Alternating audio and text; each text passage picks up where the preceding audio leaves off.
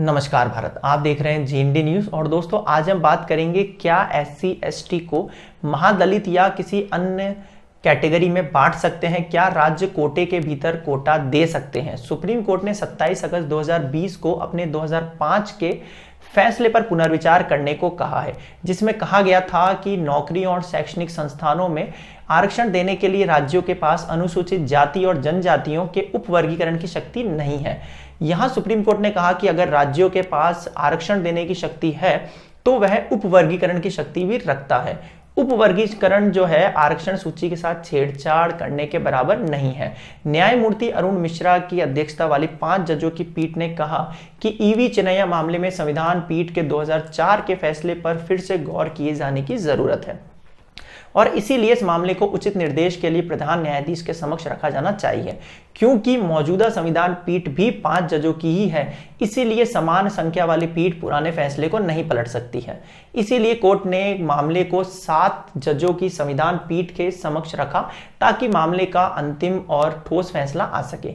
चिनैया case में हुआ था कि साल 2004 में ईवी चिनैया बनाम आंध्र प्रदेश राज्य के मामले में सुप्रीम कोर्ट के 5 जजों की संविधान पीठ ने फैसला दिया था कि किसी वर्ग को प्राप्त कोटे के भीतर कोटा यानी उपवर्गीकरण की अनुमति नहीं है। एससी और एसटी समूह है, इनका उपवर्गीकरण नहीं किया जा सकता। दोस्तों, अब हम बात करते हैं कि एससी और एसटी जो है उसमें उपवर्गीकरण की जरूरत क्यों है। कई राज्यों और विशेषज्ञों का यह मानना है कि आरक्षण होने के बावजूद अनुसूचित जातियों के तहत आने वाली कई जातियों के लोग आरक्षण का लाभ लेने से अभी भी वंचित रह गए हैं और दूसरी जाति के मुकाबले आज भी नौकरी और शिक्षा के अंदर उनका जो प्रतिशत है वो बहुत ही कम है। उदाहरण के लिए आंध्र प्रदेश, पंजाब, तमिलनाडु और बिहार में सबसे कमजोर दलितों के लिए एक विशेष कोटा शुरू किया गया था। 2007 में बिहार में अनुसूचित जाति के भीतर जातियों की पहचान के लिए एक महादलित आयोग का गठन किया गया। तमिलनाडु के जस्टिस MS जनार्थनम की रिपोर्ट के अनुसार एससी कोटे के भीतर 3% कोटा अरुंधतीय जाति को दिया जाता है, जबकि राज्य में ऐसी जाति की आबादी 16% होने के बावजूद अरुंधतीय जाति के लोगों के पास केवल 0 से 5% ही नौकरियां हैं।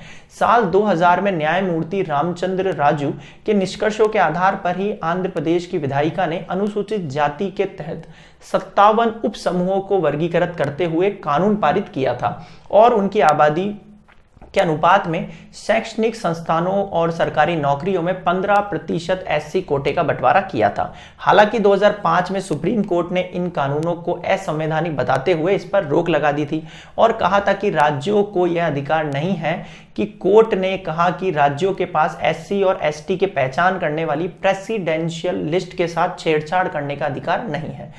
पंजाब में भी कुछ ऐसे ही कानून है जिसके तहत वाल्मीकि और मजहबी सिखों को कोटा के अंदर वरीयता दी गई है और अंततः कोर्ट का नवीनतम आदेश आया जिसमें पुराने सभी आदेशों को, सभी कानूनों को खारिज कर दिया गया।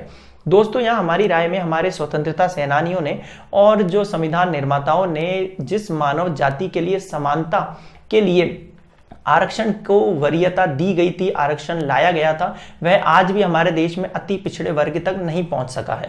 आज भी हमारे देश में कई हिस्सों में भील, बंजारे जैसी अन्य कई जातियों तक आरक्षण का लाभ नहीं पहुंचा है। वह आज भी आजादी के इतने सालों बाद भी उच्च स्तर, जो समाज का एक उच्च स्तर है, उससे पहुंचने तक वंचित है।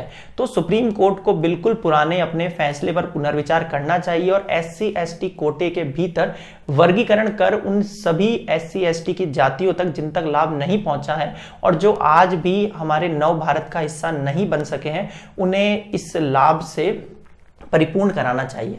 दोस्तों, आपकी राय में एससी एसटी कोटे के जो उपवर्गीकरण है उसको लेकर आप क्या राय रखते हैं, आप हमें कमेंट बॉक्स में कमेंट करके जरूर बताएं। और वीडियो पसंद आया तो please like the video and subscribe GND news channel. तो दोस्तों, आज के लिए इतना ही। धन्यवाद। जय हिंद, जय भारत।